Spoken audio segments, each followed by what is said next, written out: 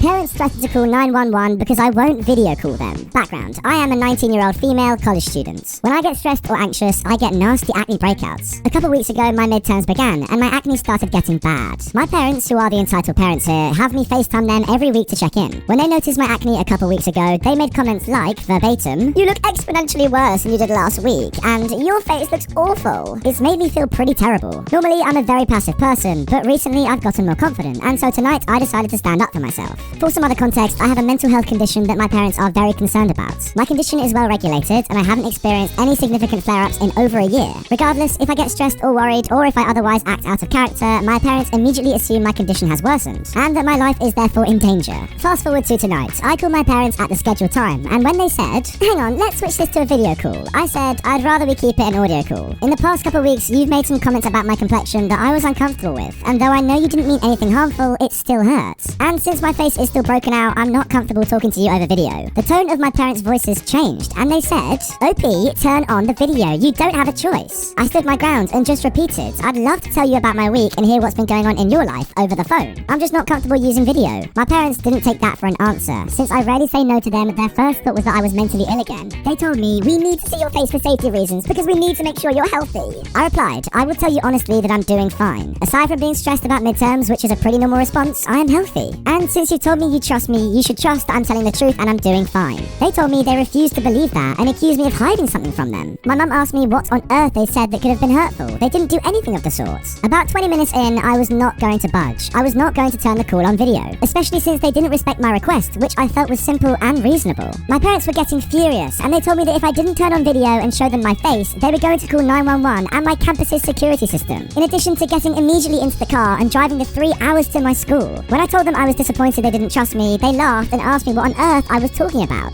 That I had no right to say that. I had lost their trust, and I was irrational in thinking that I had the right to stop trusting them. I was called a spoiled brat, irrational. My parents asked me what they ever did so wrong to deserve this treatment. They told me how worried they were for my safety, and if I could just turn on video, they would be happy to know I was safe. My mother told me that if I didn't turn on video, she would call the police, and they would take me into custody, and I'd be spending the next 6 hours at minimum in the waiting office of a mental health facility. I was told that I was acting immature, and I wouldn't be allowed to attend the summer program I'd been accepted to. My father told me I was shutting them out, and told me that if I didn't want to lose all their trust and respect, that I would have to turn on video. I just kept saying, "I'm disappointed that you don't trust me enough to respect my decision. All I asked was to keep the call off video this week, and I understand and appreciate that you're concerned for me. This is me acting in my best interests." Finally, after about an hour of going back and forth, I decided to heck with it. I have work to get done. I don't have time for this argument. When I switched the call to video for them, my mother showed me that she had 911 typed into her cell phone, and she told me that she had been hovering over the call button for almost 20 minutes. She showed me all the pamphlets and folders with emergency services and numbers which she'd been going through. And my father told me he had just been about to get in the car to head to my school. She started crying and talking about how worried she was, and she said, "Promise me you'll never act like this again. This was stupid." I asked, "What do you mean by this?" She said, "Digging your heels in and being this irrational." I said I couldn't promise that, and I reiterated that I didn't feel I was being irrational. All I wanted was to call over phone and not use video this week, and I felt I had not been respected. My dad snapped, "Don't you ever say anything about not video calling ever again." And that, ladies and gents, is the end of that one. Since we're about to be going into Thanksgiving break, this week we asked you for some questions on the subject. First up, we have a question about Thanksgiving dinner itself. @Joe Mama says, "Everyone in my family is a terrible cook. I love seeing them, but I hate Thanksgiving because dinner is so horrible. What do I do to make it out without food poisoning?" I would say to bring your own food. Go to McDonald's on the way and get a Big Mac or something. You want to enjoy your night, so don't make yourself eat something nasty. I don't know, Liv. If I was the cook, I would be kind of offended if someone pulled up with a whole different meal just for themselves. Plus, Thanksgiving is all about sharing.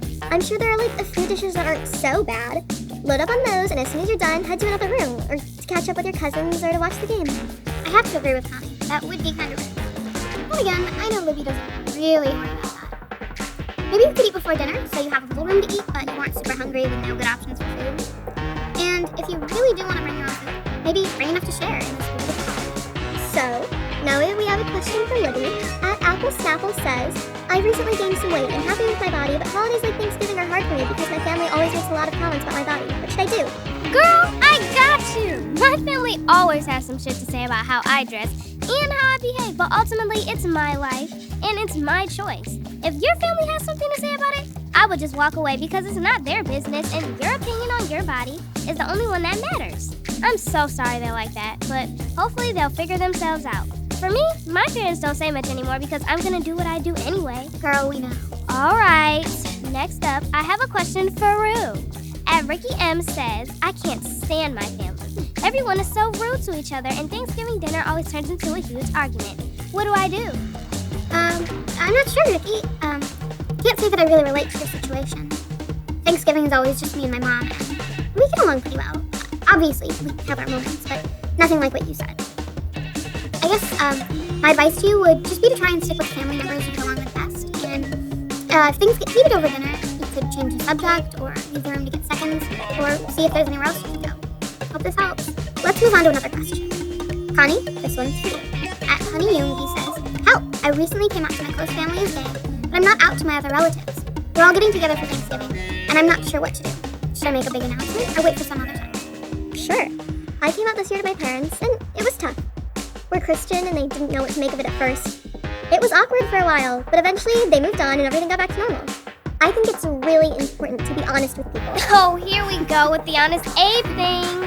So, I say you should tell them. It doesn't need to be a big announcement at dinner, but you should tell them the truth. Everyone owes that to their loved ones, and I know once I came out, I felt a huge weight off my back. Maybe you could take people aside and let them know individually, or like in small groups over dinner. Good luck. Oh yeah, good luck. We believe in you.